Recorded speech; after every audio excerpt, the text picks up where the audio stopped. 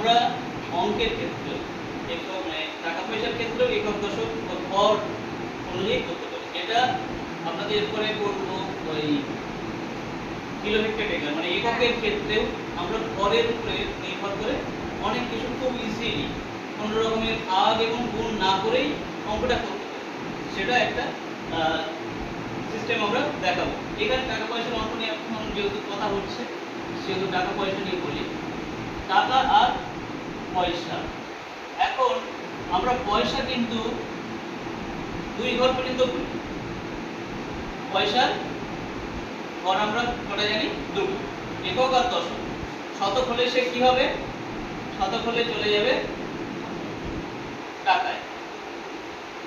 আমরা যদি নিতে সিম্পলি একক দশক শতক হিসাবে যদি পয়সাকে বসাই, যে আমি যদি এটাকে করি মানে এটা শুধু পয়সার ঘর, পয়সার ঘর করে যদি করি, পয়সাগুলোকে আমি একক দশকে সাজাচ্ছি। আমি এই 2 আর 5 লিখলাম, এটা কি 25 পয়সা। আমি লিখছি এবার লিখলাম 1 1 2 5 125 পয়সা। এইটা আমি আবার এখানে বলছি একটা দাগ, যে পয়সা কখনো এই এর পরে দুটো বেশি যায় না, মাঝখানে একটা দাগ আছে। এইটাকে আমরা এখানে একটা সুন্দর করে জিনিস বসাবো, সেটা হচ্ছে দশমিক।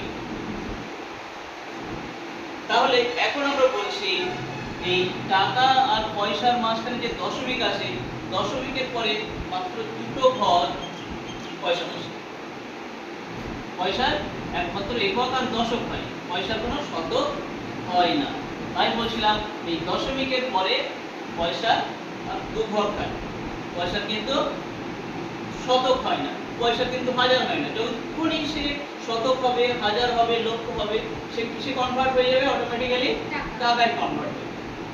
তাহলে পয়সার একক দশক করব, আমরা টাকারও একক দশক করব, যে সকল দশক শতক লিখতে পারি আরো বড় বড়।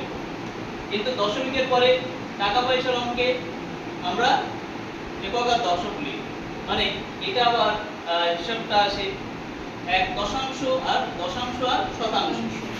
ঠিক আছে, এটা কি হয়? দশাংশ আর শতাংশ। কিন্তু এখানে সহস্রাংশ এসেই লিখলো আর আসছে মাত্র। এখন আমি যদি বলি 1 টাকা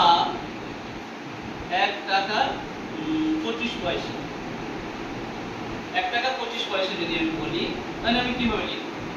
টাকা একটা এককের ঘরে, এককের ঘরে টাকা 1 টাকা 25 পয়সা।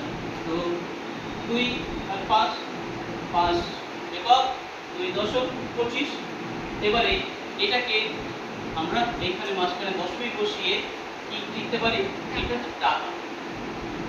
আমি যদি বাচ্চাকে খুব সহজে বোঝাতে চাই যে 1 টাকা 25 পয়সা সমান সমান কত পয়সা, আমি অবলীলা ক্রমে লিখে দেব 1 2 5 এত পয়সা।